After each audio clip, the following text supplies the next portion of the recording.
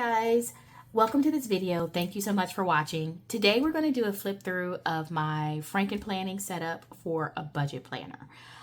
Budget planning has been an ongoing challenge for me. There have been times when I've had it in my everyday planner, and there have been times when I've had it separate, and I think I'm going to try to go back to a separate budget planner. The challenge with budget planning for me is that every planner that's out there, there are some things that work really well for me, and then there are some things that don't work well for me at all. And so I always end up having to add extra pages. And I'm okay with that. But I decided to just kind of put my own planner together just to kind of make it work for me. And that's what I've done. So I've used a Happy Planner cover, Happy Planner rings, as kind of my structure, and I'm basically Franken planning. So in my budget planner, I have several sections that I have designed. This is the annual section, and some of this is already filled out, so I'm not going to show you on this video all my personal information, but I may do a flip through of my full annual section at a later date. I will say the parts I have not filled out, I do include a quarterly financial goals, a quarterly action. So basically, because I set up my planners per quarter, I think it's beneficial to have quarterly pages, quarterly goals, quarterly actions. I do a quarterly budget where I can just see my budget over a 3-month snapshot. And then I have, of course, my financial snapshot, bills, and subscriptions. So that's basically my annual section. And then each month, so I have a divider for October. This is October, November, December. And I'm actually using dividers from a Happy Planner notebook. And I just put the October on here.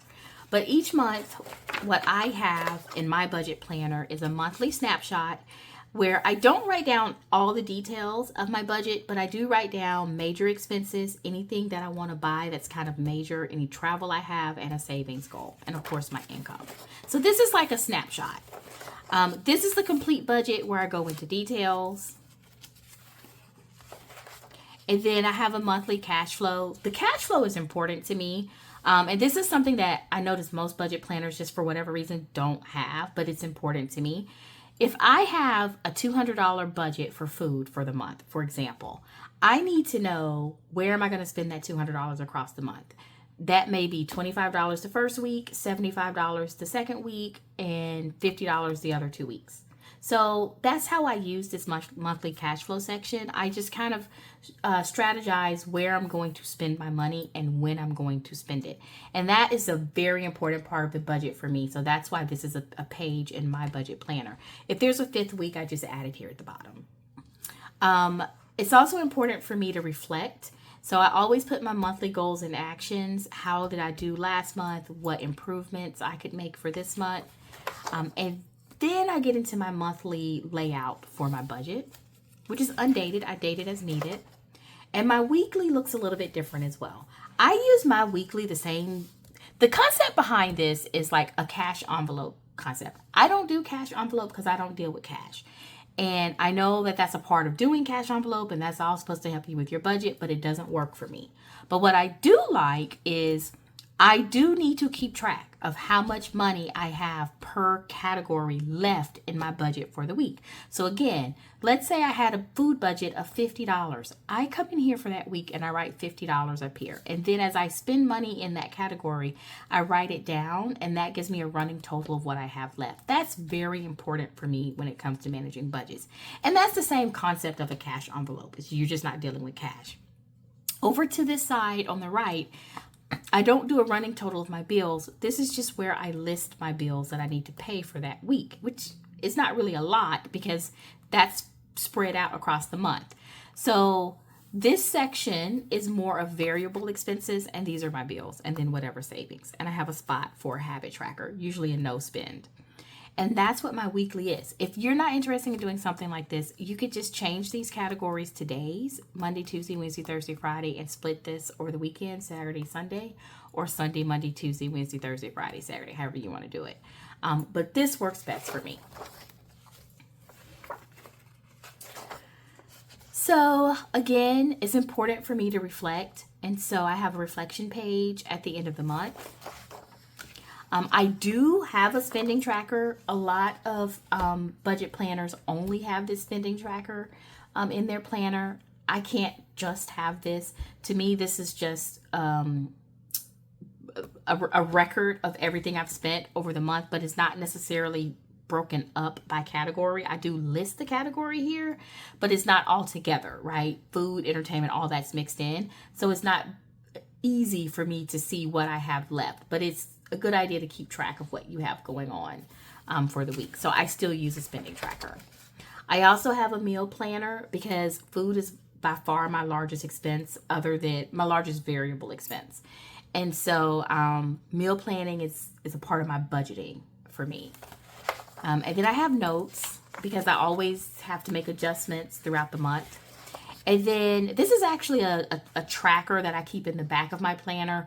But if I am working on a savings challenge or something, I put it in the current month. So that's what this is. And then these are just extra notes pages that came out of this Happy Planner notebook. And that's what each of my months look like. They're all the same as you go through here, right? And then in the back is where I keep my challenge pages, right? My challenges and my trackers. And so I have several of these as well. And if I'm using these, I just pull them out and put them in the month that I'm working on, or I put them in the annual section if they're more appropriate for annual. But one that I want to point out is that I do have kind of like a virtual